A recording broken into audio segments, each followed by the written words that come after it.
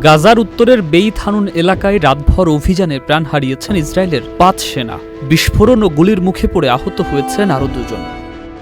যুদ্ধের শুরু থেকে এ পর্যন্ত ইসরায়েলের সেনা নিহতের সংখ্যা দাঁড়ালো ৮৮৮তে, এক ভয়াবহ রক্তপাতের খতিয়ান।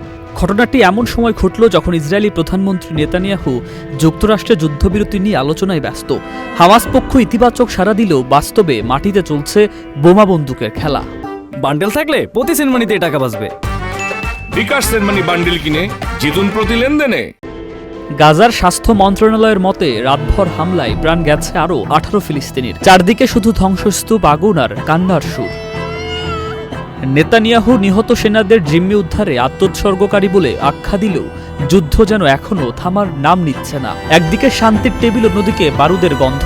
গাজা যেন মরুর বুকে দগ্ধ কোনো আগ্নেয়গিরি। শান্তির নামে আলোচনার পর্দা ঝুললেও বাস্তবে গাজা এখনো রক্তাক্ত। যুদ্ধের কষাঘাতে মানুষ পুড়ছে, শহর ভাঙছে, আর আশার আলোটা ক্রমেই ম্লান হয়ে যাচ্ছে। সুকান্ত সরকার, চ্যানেল আই।